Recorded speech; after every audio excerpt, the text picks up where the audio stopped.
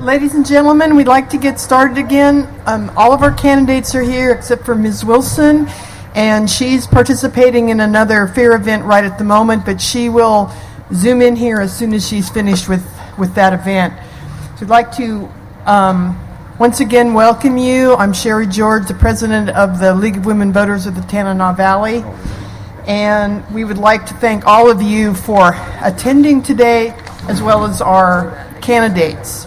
From 7:30 right now until 8:45, we will be hearing from Senate District B and House District 3 and 4.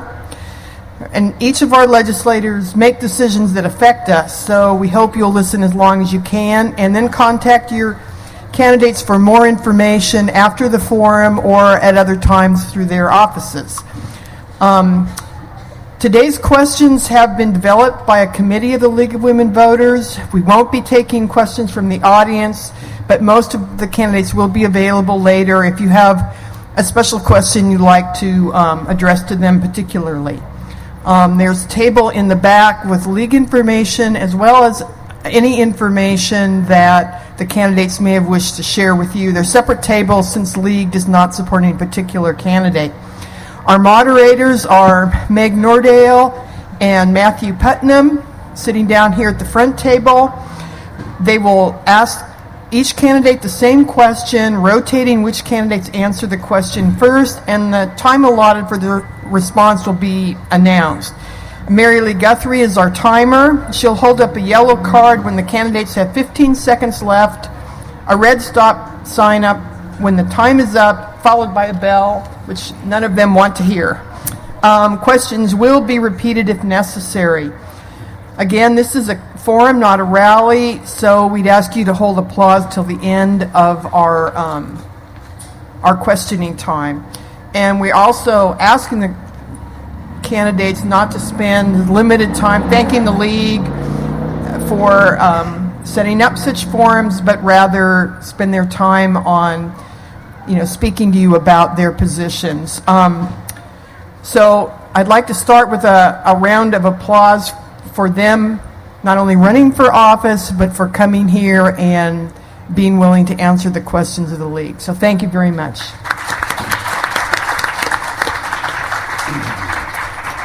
And Matthew Putnam will start first.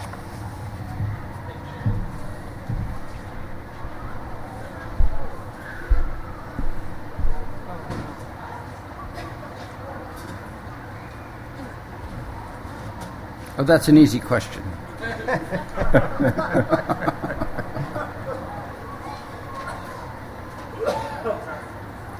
Test. There we go.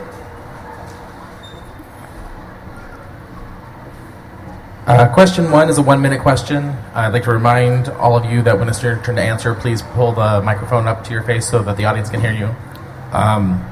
But you'll have 1 minute to answer the question. Please introduce yourself and explain what your top 3 priorities would be if you are elected. And we'll start with Mr. Coghill. Thank you. My name is John Coghill. I live in the Fairbanks North Pole area off of Persinger Drive. The 3 top issues would be a strong economy. We got to produce our way into a strong economy. It's got to be diversified. We have to have limited government, which is the form of government that we have promised to uphold, and there are structural ways to do that, including cutting and prioritizing right now is what we have to do. And then strong families, strong communities, deal with everything from the social issues to how do we keep the public safe. So those would be the top 3 issues for me. Thank you. Mr. Hopkins. Yes, thank you very much. Luke Hopkins. I've been in Fairbanks for the whole 50 years that I've been in Alaska. The last 6 years I've been mayor, of course, and with that I've been building a strong economy here in Fairbanks. Bond ratings have been going up every year through the work of responsible fiscal actions. My 3 priorities are adequate funding for programs in K-12 and especially for the university. We can't let the university collapse. It's a mainstay of our economy. The lack of a fiscal plan that only took the permanent fund primarily as an action is something that is of great concern to me. I have worked across the aisle here in Fairbanks coming to the right decisions time and time again. That's what I think is also another priority of mine in going to Juneau. Thank you very much. Thank you. Ms. Olson. Hello, everyone. I'm Jeannie Olson. I'm running for District 3 House, Badger North Pole area as a non-party candidate. I arrived in Alaska in the Air Force as an aircraft mechanic in 1977, grew up in Iowa, graduated from UAA, and now I'm a veterinarian, almost 30 years in private practice in North Pole. My top 3 priorities, my first one would be health, safety, and welfare, and that incorporates everything from medical to the troopers to crime to jobs and retirement. But the second one is the thing that drives it, and that's our fiscal crisis. And then the third thing would be restoring confidence in our government and helping resolve the cynicism that we have as Alaskans to our government. Thank you. Ms. Sinclair. Well, hello. My name is Christina Sinclair. I'm running for House District 3, North Pole Badger area. I came to Alaska only 8 years ago, and I'm very jealous of those that had the opportunity to grow up here. I do not plan to leave, and North Pole and the Badger area is my home. I see what's going on in my home, and I see that there is time to stand up. The first I would like to really dog on is education. Education needs to stop being cut. We need education in order to make educated people make educated decisions for our state. So we need to have education from pre-K to university stop being cut because it's losing jobs and we're losing people. Air and water quality, that's a big issue that's going on in North Pole right now. We need to look at all solutions and new revenue, and I'm open to looking at different types of taxes. Thank you. Thank you. Mr. Guttenberg. Thank you. My name is David Guttenberg. I'm running for my 8th term. As you can see, I'm unopposed, even though this district has only been in place for about 4 years. I've lived in its boundaries for about 43 years. The districts I've represented have gone all the way down from Gulfstream to the Alaska coast, to the end of the Yukon. The priorities in the state of Alaska are very similar for all of us. We need to leave the state a better place than we found it. Serving in the legislature is quite a privilege, and I think it's a responsibility that we all have. That includes stabilizing the economy, making sure it's sustainable for a long term, making sure our future, which is our kids, are educated to make the decisions that we are required to make, provide for them, taking care of the university, which is a phenomenal economic engine, and making sure that we have a community that's sustainable with energy costs that we can live on. Thank you very much. We'll move on to question number 2, and Mr. Hopkins, you will start. I'm going to read a bit of a lengthy quote here, and then your question will follow. Both Alaskan voters and legislators are frustrated by the last legislative sessions. On July 11th, at the start of the last special session, Ed Rasmussen of the Rasmussen Foundation stated, "This is frustrating because it is unnecessary. Alaska has within its means the ability to put a halt to economic uncertainty. With political will, we can accomplish both a leaner state budget and the revenue to pay for it. Compromise takes courage, the courage to give up something in return for the greater good. And leadership is doing what needs to be done regardless of concerns about the November elections. We have another chance to put Alaska on a sustainable financial path. Let's get it right this time." End quote. So the League's question to you, and you will have 1 minute to answer. What do you think it will take to craft a solution of the sort that Rasmussen describes and achieve the necessary compromise to find a solution that does not rely on emptying our savings account? Again, Mr. Hopkins. Yes, thank you for that question. The issue of having special session after special session was because there wasn't the action that was required to come up with a full fiscal plan. It started with the governor submitting a series of bills. Many of those bills were never considered for a vote, and that is the unfortunate part of why we were in the 5th special session, and there may be another one, depending on what the governor plans to do in November. So how to resolve that, we have to end up coming to compromise on revenue streams. There were a whole series of bills that should have been looked at, and my position would be we need to look at those bills and act on them. But we also need to continue to cut certain actions. I listed those in some of my other questionnaires. Some of the mega projects we do not need, and also the oil tax bills that were put out there for the credits, those need to be reduced. We're going to have $1.5 billion possibly in 2018 owed. Thank you for that. Thank you. Ms. Olson? Well, if you send the same people back down to Juneau, how will it be any different in January? There were some really good people down there, but there were some other people down there as your representatives and senators that blocked a lot of things. And so I think sending people down with different faces is a start. That's part of the solution. The other part is the solution to the fiscal crisis is the obvious one right now is to repeal SB 21 and the corporate welfare to the oil companies. That would be a big start. And restoring the cooperation across the aisles, ignoring the party plans, just working together again like we used to. Thank you. Ms. Sinclair? Do you need the question repeated? Yes, please. So after Ed Rasmussen's quote, what do you think it will take to craft a solution of the sort that Rasmussen describes and achieve the necessary compromise to find a solution that does not rely on emptying our savings account? Well, Rasmussen said that compromise takes courage, and right now I'm seeing a bunch of cowards in the legislature. I think we do need a compromise. We need to put stronger people in there, but stronger in the fact that they know that they can work with the other person. So we definitely need more compromise, and we need fresh faces with fresh voices. Corporate welfare. Yes, there's too much corporate welfare going to big businesses, out-of-state interests. We need welfare to go towards Alaskans.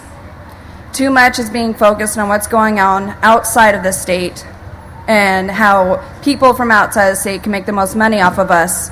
And we need that to stop. We need to stop the leeches to our budget. Thank you. Thank you. Mr. Guttenberg, 1 minute. Thank you. Well, as much as I respect the Rasmussen Foundation and the work it did on the building a budget and a sustainable economic plan, the Rasmussen Foundation by itself left significant parts of the equation out, where they didn't build into how you build a sustainable budget. But basically, in Juneau, the problem is you have to have people who are willing to not only work across the aisle, but the ability to compromise, to come up with a sustainable solution. No one of us has all the answers. No one of us is always wrong. You have to have people that are able to work and build something that works for everybody. And obviously, after 5 special sessions, that has not worked. Thank you. Thank you. And to you, Mr. Coghill? Thank you. Mr. Rasmussen and the foundation did do a lot of work. They looked throughout Alaska asking a lot of questions. Their frustration is that they saw a single tool that could be used, and there's multiple tools, as was said. But it's true that I think the biggest pot of money that is going to be valuable to Alaskans to sustain both a healthy economy and a healthy state budget is going to be some of the earnings of the permanent fund. That's tough.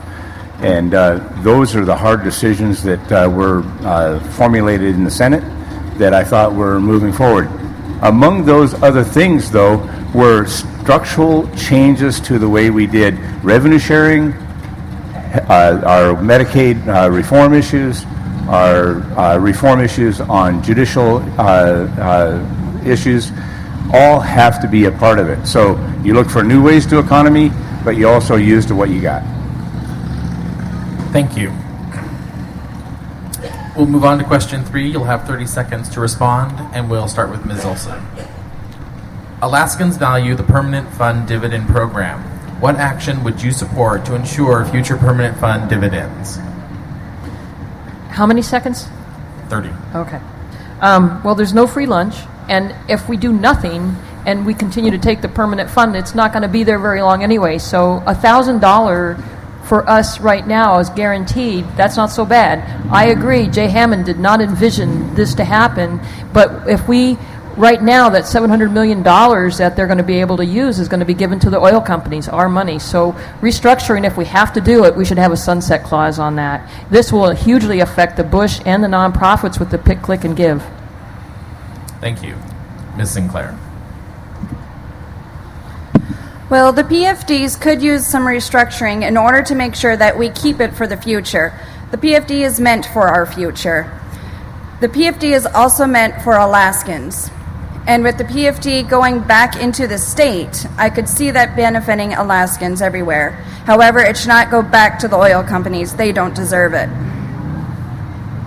Thank you. Mr. Guttenberg. Thank you. The permanent fund and the dividend program don't belong to this generation. They belong to all generations of Alaskans going into the future. In many ways, sitting in the legislature is like sitting in a graduate level class. We've been lectured to, we've been talked to, economists, bankers have all come to us and told us we have to deal with the permanent fund, otherwise it will go away. We have to do something to it and restructure it, and we will have to do something. Thank you. Mr. Coghill. I think a restructuring is fine. I think it's a matter of how do you share the wealth of Alaska, both with what we do in public service and how we've structured the dividend. You have to keep your assets whole enough to earn enough to be able to divide it that way. So a moratorium may be one way, a restructure may be the other way. I would be willing to look at both ways. Thank you. Mr. Hopkins. Yes, thank you. So, an action on the permanent fund earnings, therefore the dividend, was the first action that was taken of any major effort to find a revenue stream for the fiscal plan. My idea would have been last. We need to be considering other revenue streams, but the other issue is that to have a continued permanent fund, we have to restructure it to some degree. Otherwise, there won't be a permanent fund in a few years if we don't come up with a stable fiscal plan that's balanced. Thank you. We'll move on to question 4, for which you will have 30 seconds to respond, and Ms. Sinclair will be starting with you. In the last 2 election cycles, every candidate talked about bringing natural gas to the interior. In light of current lower oil prices, the area's air quality issues, and infrastructure and sustainability costs, what do you believe is the future of natural gas in the interior? I think that natural gas is a good way and more economic way to do better with air quality, especially in the North Pole area, and it can do better on our electric bill if we're able to have our homes with more gas. I think that we do have a future in it, and I think we need to be cautious, and I hope we don't make the same mistake that we have with the oil companies. Thank you. Mr. Guttenberg? 30-second answer. Well, I believe in AKLNG. I also understand that Doyon will be issuing a statement sometime this fall about their finds in the Tanana Basin. Those things can be considerable benefits to not just the interior, but the state as a whole on its energy. We should clearly, even with the low level of costs of oil, we should diversify our what we're using for energy. Gas and oil and wood and everything else that comes into the equation is productive. Thank you. And the question is, in the last 2 election cycles, every candidate talked about bringing natural gas to the interior. In light of current lower oil prices, the area's air quality issues, and infrastructure and sustainability costs, what do you believe is the future of natural gas in the interior? Mr. Coghill? Thank you. And yes, we've all worked real hard to make natural gas part of our portfolio here. The costs certainly are tough, but the state has put some money in to jumpstart it. But it is a commodity, and it's driven by prices. So we'll have to go slow, but I still think it's part of the future for this interior. Thank you. Mr. Hopkins? Yeah, so the issue of natural gas has to be part of our future. We have to get gas to our community for our business and our homes. We have to have clean burning fuel. We are facing air quality issues on a continuing basis, and we need to solve that.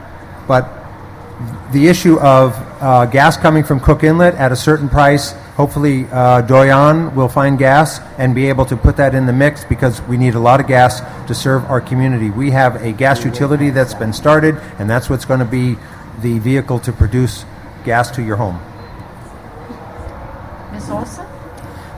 I will just reiterate what all these other guys have said and save time, but also express my frustration that we keep studying it, and we spend millions of dollars, and we're still studying it, and that's frustrating to me. And there's different acronyms for all these different natural gas groups, and we're still studying it. And I'm hoping we'll get natural gas, but I'm not optimistic. We need to diversify to other smaller energy units. Thank you. And we've been joined by Tammy Wilson, so I think we'll jump back and we will give you the first question with 1 minute to respond that everyone has heard. Please introduce yourself and explain what your top 3 priorities would be if you were reelected. Thank you. First of all, my name is Tammy Wilson. My apologies. I was in celebrity showmanship for the 4-H and had to walk a pig and a goat, or they walked me, I think. But anyway, I've been representing North Pole for the last 7 years. My priorities are education, energy, and less regulation so that private business can soar. Thank you. And the question that we just finished, we'll ask of you, and you'll have 30 seconds to respond on natural gas. Did you hear the question? No, I did not. Okay. In the last 2 election cycles, every candidate talked about bringing natural gas to the interior. In light of current lower oil prices, the area's air quality issues, and infrastructure and sustainability costs, what do you believe is the future of natural gas in the interior? Well, I think we're further along than we've ever been on natural gas. We have pipe laid that wasn't there before, where we have more residents that have natural gas, as well as we've turned more schools into it. Oil will not stay at the price it is. We have quit projects before because we think oil will stay low, and it never has. So we're further than we are. We've got to keep pushing forward, knowing that that is our answer to being able to have a better economy here. Thank you. Thank you. We'll move on to question 5. You'll have 30 seconds to respond. Ms. Wilson, we'll start with you. The crime bill, Senate Bill 91, passed in the last session, recalibrated the classifications and penalties for crimes in Alaska. What remains to be done to increase safety in our communities and improve the outcomes of our judicial system? Well, SB 91 was just the first step. Now it's the hard work. We have to look at what it does, whether or not we're going to get the results that we thought we would get with it, and then make changes as we go forward. What I can tell you, what we're doing now hasn't been working. We're putting people in jail for long periods of time. They come back out and they go right back into it again. So I am very cautious about what we did, but I think it was the first right step. But we must look at the statistics and then move forward with it. Thank you. Mr. Guttenberg. Thank you. Well, the crime bill passed and it did a lot of things, but the one thing it didn't do, but it was requiring, is rehab centers and places for detox. That's the one thing that's left to do. We have to put money into that, and we have channeled some funds into that. We have to train those counselors. We have to train those people. We have to open those facilities in order to have people getting out of jail with drug and alcohol problems a place to go. That's one of the major problems that we have. It's one of the pieces of the equation that's missing. Thank you. Mr. Coghill. The reinvestment part that he was talking about is going to have to happen, and it's going to have to be watched closely. The other thing is working with Native groups on restorative justice is going to be critical. That is one of the next steps for that particular population that we're going to have to work with. So I think the other thing is the drug epidemic is just kicking the feet out from under us all over the place. That is going to change, and it's a dynamic problem. Thank you. Mr. Hopkins.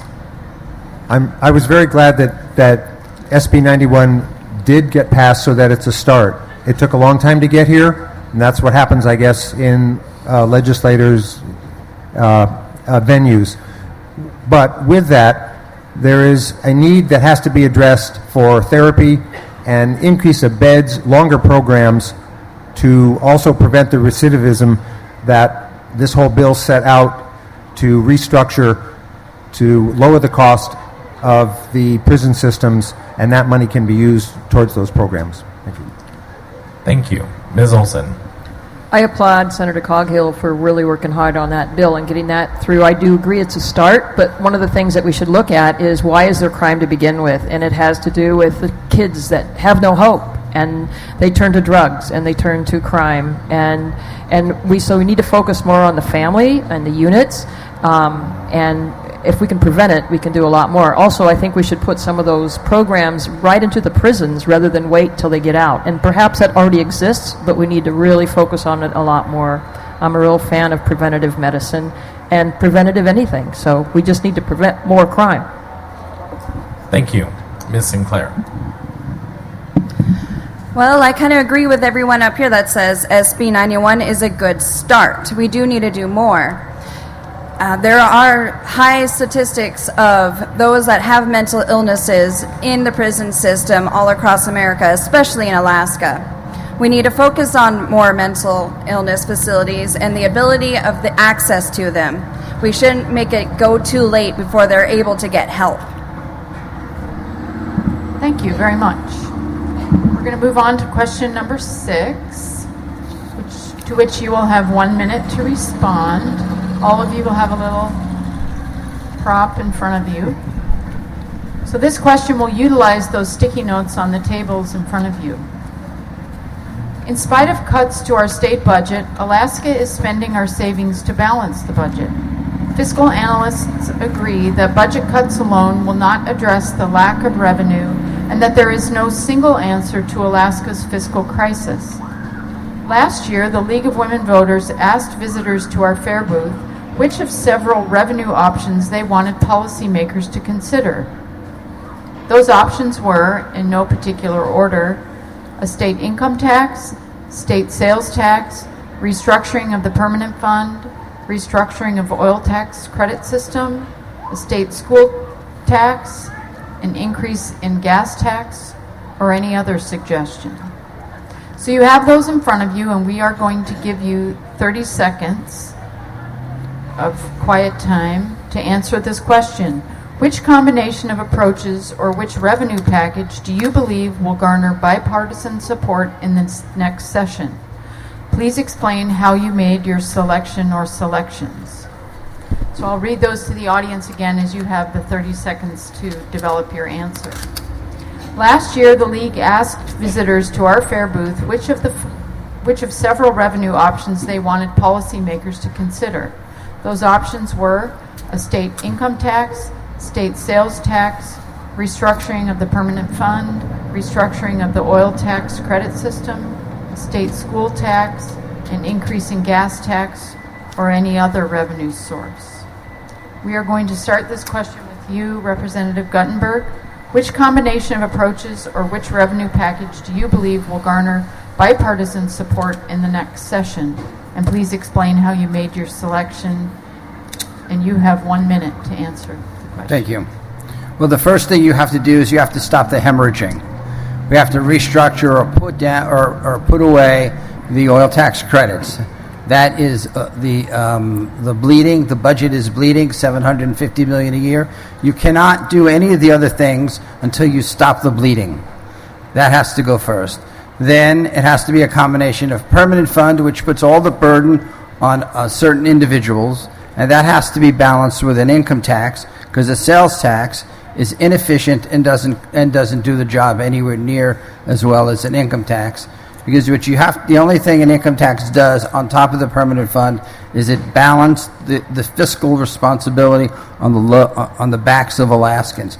You have to balance the responsibility on Alaskans. You can't take it out of any one segment, and that's what those two do by themselves. After that, you get into some of the other cuts, but nothing else. That's the big picture. Thank you very much. Mr. Coghill, you're next. This falls into the category of no easy answers, but certainly the thing that you can do immediately is use your assets, which would be restructure the permanent fund. Then you look at your oil and gas industry, and some of the restructuring there is yet to be done. We did a lot of work in the Kenai fields. it really has to be done. Bipartisan-wise, you could probably get some of the gasoline tax, which has some problems. But I think bipartisan, you're going to have a hard time getting an income tax, so a sales tax probably is something that would be most likely looked at first. School taxes are something, though, that have been talked about very favorably. It's just a matter, it is an income tax, it's just how do you implement it? That has not been decided yet. But those are some of the bipartisan things I think could probably be looked at seriously. Thank you. Mr. Hopkins, you have 1 minute. Thank you. So the issue of restructuring the permanent fund, as I've said before, would not be the first item that I would want to see as a bipartisan action. But I do want to comment that the restructuring bill that was in House Finance with Steve Thompson and Les Guerra's work, that was probably the closest to a bipartisan bill that would probably move. I would say a state income tax with a floor, so that those in areas where the economy is so hard would have some relief from that. Restructuring the oil tax credits, I see that. When I checked with OMB, in 2018 we're going to owe about $1.3 billion.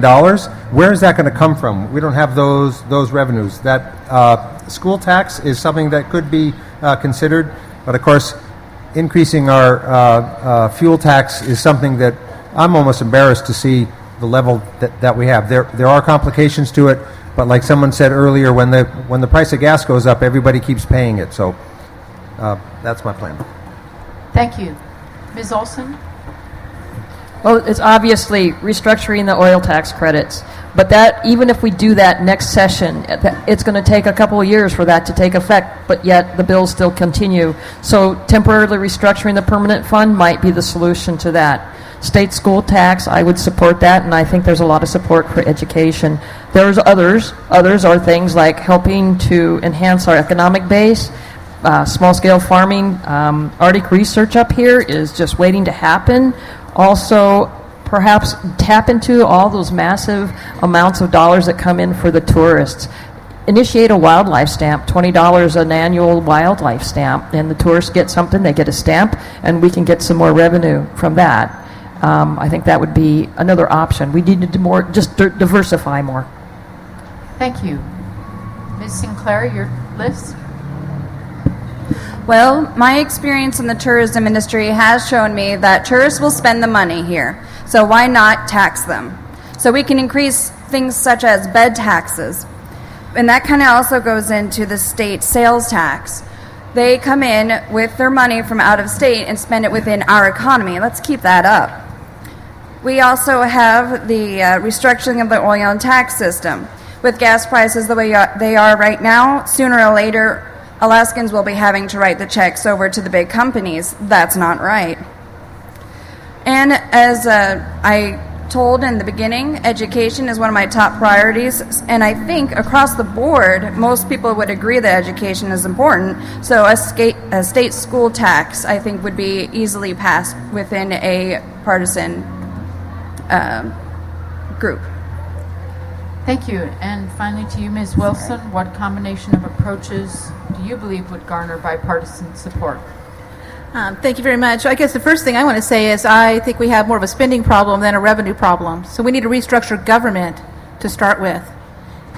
If we look at the programs that we're doing, we have let programs grow as we've been able to get more federal dollars. We've taken those on, and we've taken programs and not looked at them, whether or not they are what we're supposed to be doing by the Constitution, whether they're working or not working. We keep hearing oil tax reform. For every dollar that we have paid on credits, we've received $10 on the other side. That's a pretty darn good investment. That is what pays the bills. We're not paying big companies to do that. Those are mid-sized and smaller companies that are going out and they're doing the searching, they're doing the developing, and putting more oil into the pipeline. So, that's a big factor. The other part is if we got projects going like fishing and whatever it is, make sure that it's paying for itself. There's user fees that we need to be able to do. But we need to do more resource development. We need to tell the federal government that we can develop our own resources, and we're going to stop letting them put the brakes on things, because that's how we get out of the problem we're in. Thank you. Thank you. Moving on to question 7. You will have 30 seconds to respond. We'll start with Mr. Coghill. Good schools and a strong university have attracted families, college students, and businesses to the interior. In light of the budget crisis, what will you do to prevent the loss of programs, teachers, and students from our educational institutions and guarantee the future of a well-trained workforce of Alaskans? It's one of the highest priorities that we have in the state and constitutional responsibility. But when you don't have the money, you just have to prioritize. That's all there is to it. You just have to say, what can we do best with what we got?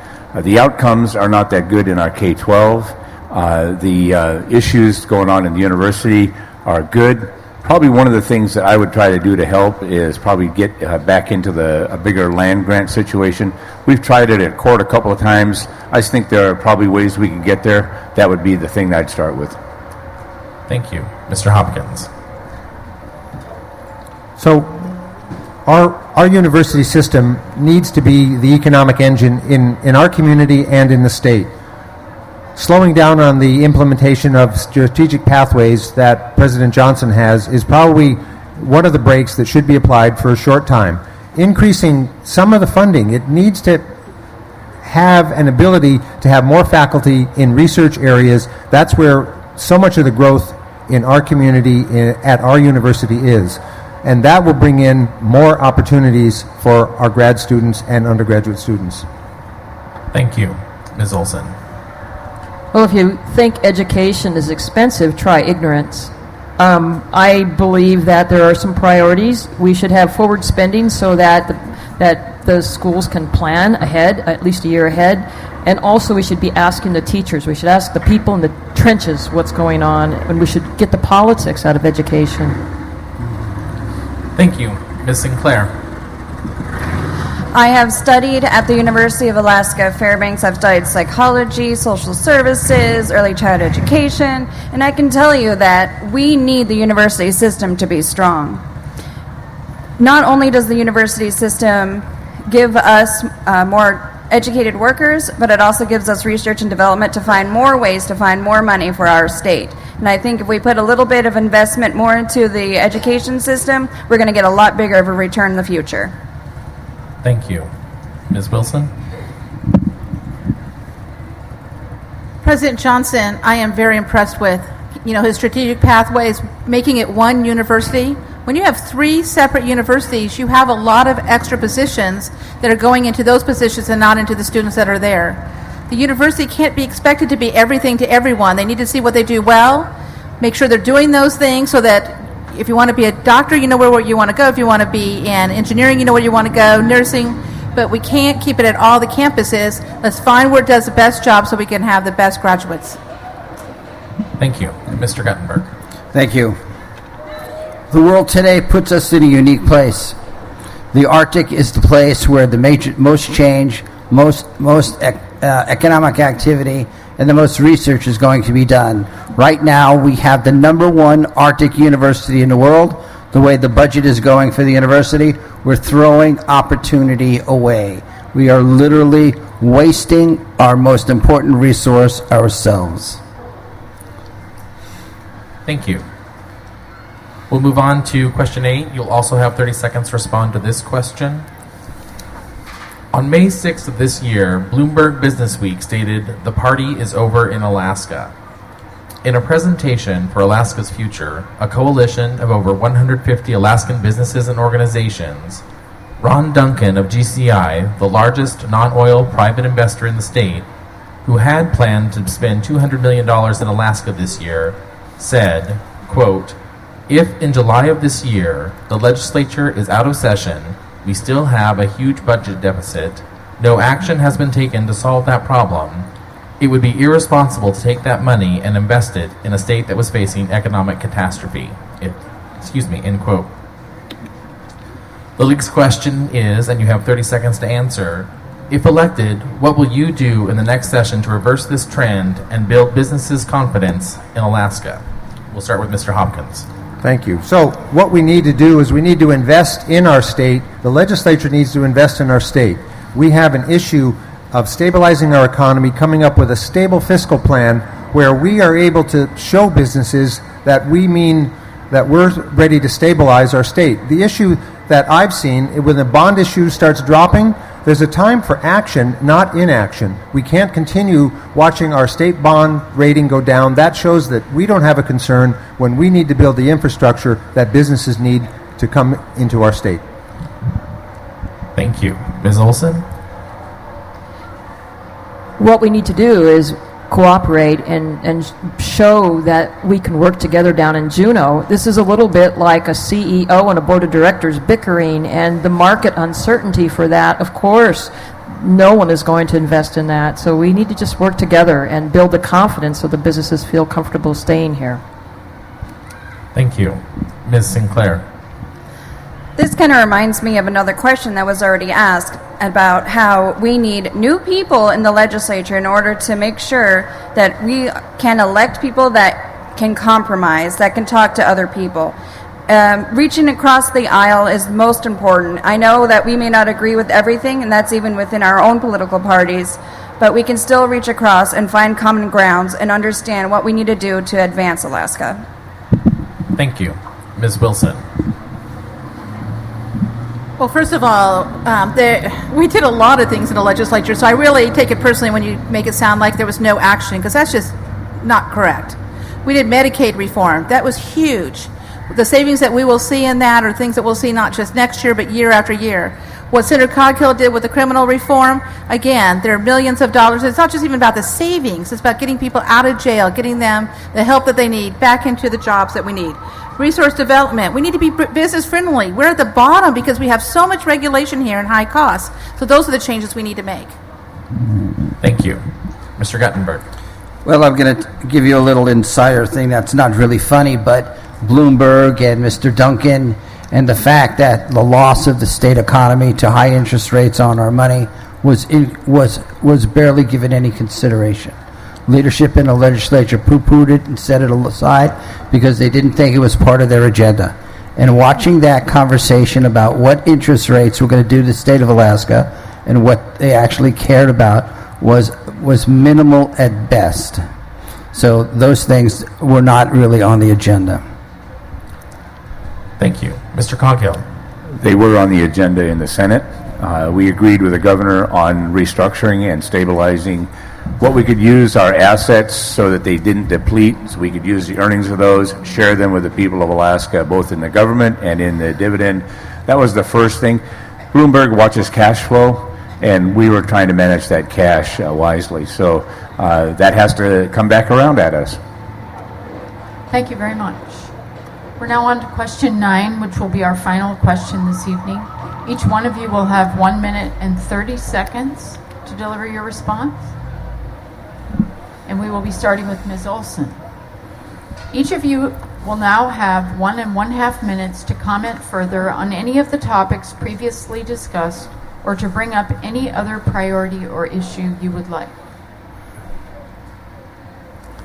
The number one most important issue is our fiscal crisis, and even though the legislature did address things, they did not adequately address that, and they went home after 5 special sessions. In November of 1955, I was just 3 months old, but Bob Bartlett delivered a message to the Alaska Constitutional Convention delegates, and he was prophetic when he said, "The financial welfare of this future state depends upon the wise administration oversight of our resources. There is exploitation under the thin disguise of development." And that's the bottom line. We've got to deal with the corporate welfare and get rid of the oil tax credits. I think that would be huge.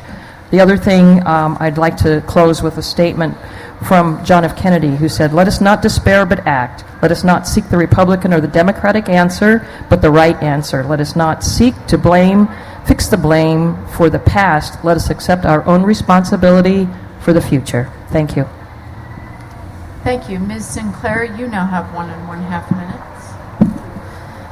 I wanted to reiterate that I'm very passionate about education, air and water quality, and having new revenue within our state. We have cut way too much. We are already suffering from the cuts that have been done. Yes, we still need new cuts, but not to what they've been cut right now. We've had too much being cut from education, too much being cut from health care, and too much being cut for the average Alaskan. What we need is more revenue, and we need to allocate funds correctly that best benefits Alaskans and not major corporations and many people's private bank accounts. Thank you. Ms. Wilson, you have 1.5 minutes. Did you want to know the other topics that we talked about prior to your arrival, or do you have your own list? No, I'd like to know. Oh, okay. You heard question 1, the introductory question. Question 2 talked about what do you think it will take to craft a solution and find compromise as opposed to emptying the savings account. Question 3 was about the support of the future of the permanent fund dividend, and then I think you came in on the natural gas question. Perfect. Thank you very much. You know, we're talking about education. Education is important, very important. In fact, we pay more in education than any other state, but we have dismal results from that, and we should be concerned because those are the children growing up in the system. So it's not just about money, it's also about the results. Same thing with the university. We do have a great university. They can do fabulous things, but they have grown too much. You know, and they have not looked at what makes them so great as our students look forward to that. And we, as a state, pay more into the university than any other state does. But again, let's look at our resource development. We're a resource state. We have mining, we have fish, we have oil. Other states could only hope to have all the resources we have. But if we don't develop them, all they do is stay in the ground, and we end up looking at the people to tax instead of developing the resources that we have. But the other part is not just developing the resources, but we have to do something with them here. Let's quit just sending them to another state and allowing them to make the kind of money. Let's start looking at where we can get development from instead of where we can tax. The more you tax people, the more they're going to move. And I've heard a lot about the permanent fund. The one thing that we heard more than anything this last session is if you touch the permanent fund dividend, it will have the biggest negative effect on people and the economy.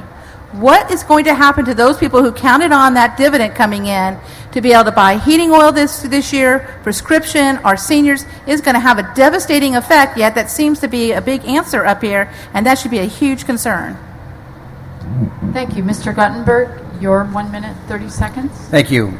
Well, the Bartlett quote is very appropriate, and it's actually very relevant these days. Development under guise, exploitation under guise of development. If we had been getting the value for our oil that most places get for it, we wouldn't be having this conversation about the permanent fund.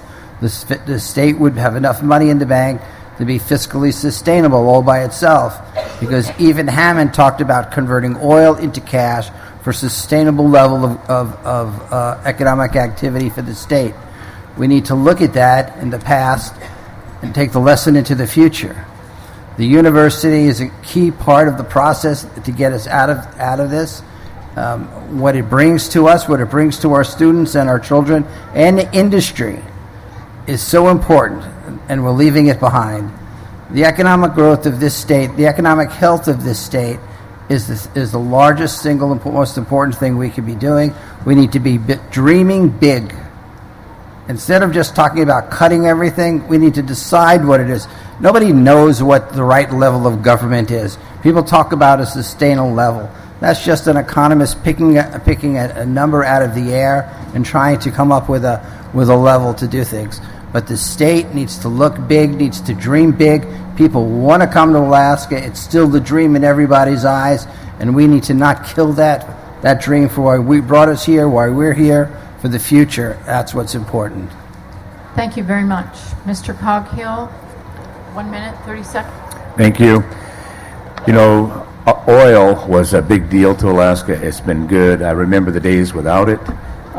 Over $120 billion have flowed through Alaska, some to the federal government, some to our coffers, and some throughout the communities of Alaska. Of that $120 billion that we have harvested, about $50 billion ended up in a permanent fund to grow an economy. So it has worked, and it's worked well. But it is true we have to diversify our economy. Resource development is going to be one way, the university be another way. We are geographically in the right place.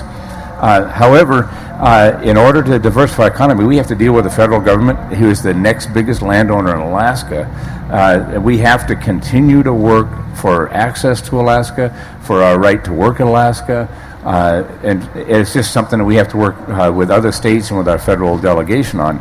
So working with the native corporations, another big economic driver in Alaska, probably not mentioned here today, but I think those are going to be the places where we can count on a very healthy future. We have good resources, we have good people, we have an economy that right now is flat, so we have to tighten our belt.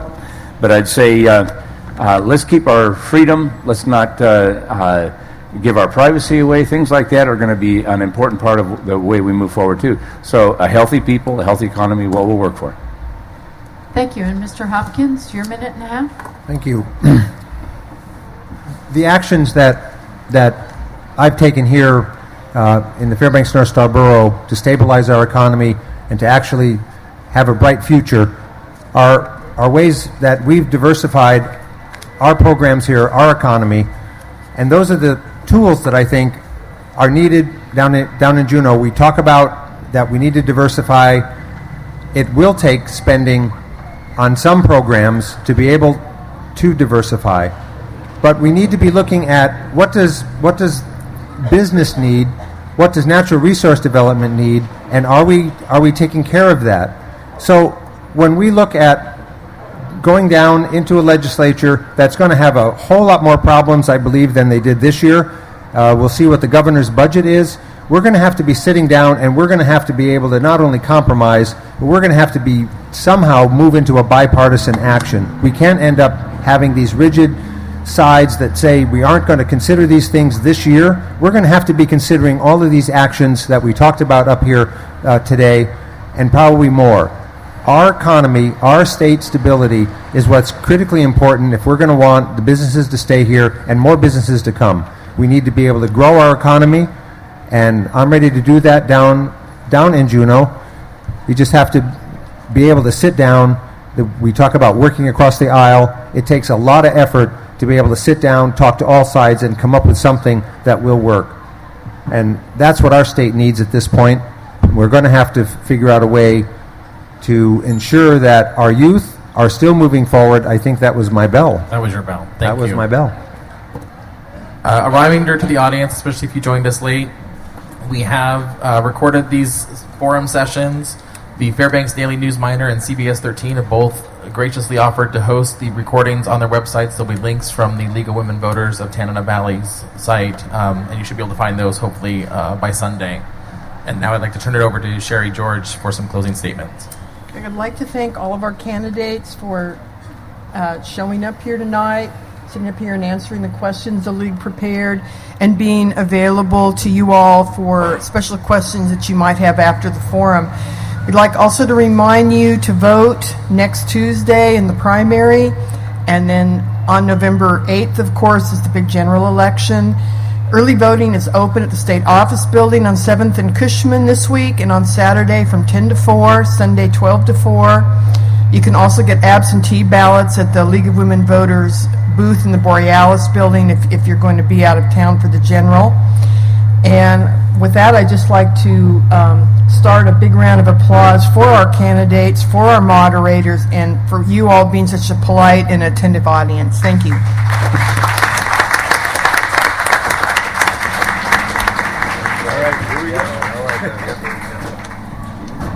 Are we done? Is that it? That's it?